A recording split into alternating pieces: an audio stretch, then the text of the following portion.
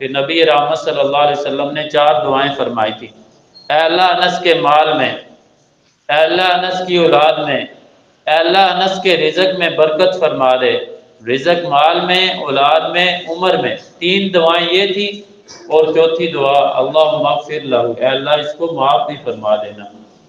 وہ تینوں دعائیں پوری ہوئی۔ دنیا نے دیکھا کہ عام سادہ سا پھول، سیدنا انس رضی اللہ تعالیٰ عنہ کو جو اللہ نے باغ دیا، سادہ سا پھول بھی ہوتا، اس میں سے کستوری کی خوشبو آیا کرتی تھی۔ ان کا باغ سال میں 2 مرتبہ پھل دیا کرتا، باقیوں سے دگنا ہوا کرتا، اور عمر میں اللہ نے برکت ڈالی۔ خود دعائیں کرنے لگے، یا اللہ عمر کی بڑی بہانیں دیکھ لی، اب مجھے اپنے پاس بلا لے۔ رزق بھی اللہ نے وافر دے دیا، عمر بھی دی، اللہ نے اولاد بھی دی، خود اپنے ہاتھوں سے 20 اپنے بال بچے خود دفنائے۔ اتنی زیادہ اللہ نے اولاد سے بھی نوازا۔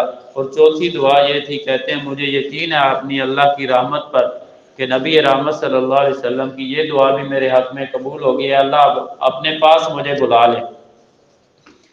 تو بات کرنے کا مقصد یہ ہے، سیدنا انس رضی اللہ تعالیٰ عنہ بیان کرتے ہیں 10 سال میں نے نبی رحمت صلی اللہ علیہ وسلم کی خدمت کی۔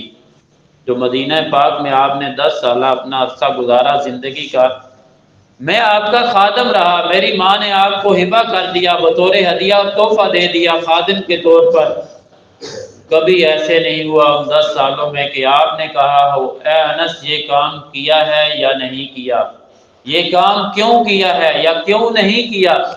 کبھی آپ ایک مرتبہ ایسے ہوا کہ آپ نے مجھے کسی کام سے بھیجا، بچہ تھا چھوٹا، میری عمر کے ہم عمر جو لڑکے تھے وہ کھیل کود میں مصروف تھے، میں بھی ان کے کھیلنے کو دیکھ رہا تھا، تو کافی دیر ہوگی مجھے وہ کام بھول گیا۔ نبی رحمت صلی اللہ علیہ وسلم میری تلاش میں نکلے، آ کے میرے کندھے پہ ہاتھ مبارک رکھا۔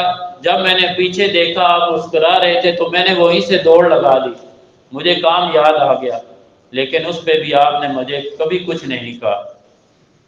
ہماری سب کی حالت، میرے سمیت ہم سب کی حالت یہ ہے کہ ہم بچوں کے لیے جلاد بن جاتے ہیں، ان پر ہمیشہ روب جھاڑتے ہیں۔ ایسے والدین بھی ہیں جو بچوں پر اتنا روب جھاڑتے ہیں کہ گھر آئیں بچوں کی سانسیں خشک ہو جاتی ہیں۔ اس کا نقصان کیا ہوتا ہے، بچے آہستہ آہستہ دور ہونے لگ جاتے ہیں والدین سے، ماحول معاشرے میں اپنے دل کی باتیں پھر دوسروں کو بتانے لگتے ہیں۔ ان کے ہمدرد اور خیر خواہ جو جھوٹے خیر خواہ وہ غلط لوگ ہوتے ہیں جو ان کو غلط راستے پہ لگاتے ہیں۔ ہم شروع سے بچوں کے ساتھ پیار محبت والا ماحول رکھیں، ان پر آپ کا روب ہونا چاہیے۔ روب تب ہوگا جب آپ ہر وقت ان کو مارتے پیٹتے نہیں رہیں گے، ہر وقت ان پر سختی نہیں کریں گے۔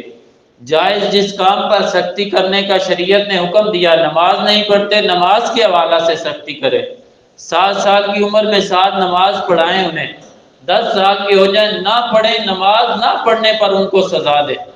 ہم ایسے کاموں پہ، کوئی برتن ٹوٹ گیا جوتا اتارا مارنا پیٹنا شروع کر دیا، چھوٹی چھوٹی باتوں پہ ہر وقت بچوں کو مارتے پیٹتے رہے، یہ کام درست نہیں ہے۔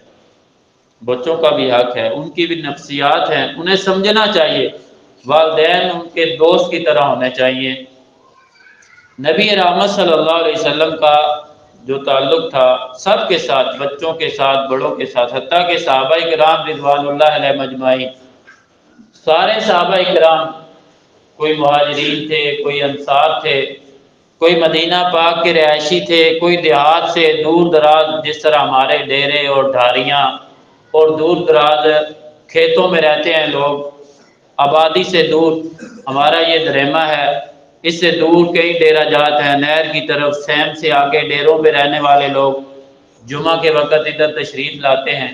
اسی طرح مدینہ پاک میں جو دور دراز پہاڑوں میں، کھیتوں میں، دور دراز کے دیہاتوں سے آیا کرتے تھے نبی رحمت صلی اللہ علیہ وسلم کے پاس، اور ہر وقت جو پاس موجود رہتے، سب صحابہ کرام، سیدنا ابو بکر صدیق رضی اللہ تعالیٰ عنہ سے لے کر آخری صحابی تک جتنے بھی تھے، ہر ایک یہ سمجھتا تھا کہ مجھ سے نبی رحمت صلی اللہ علیہ وسلم سب سے زیادہ پیار کرتے ہیں۔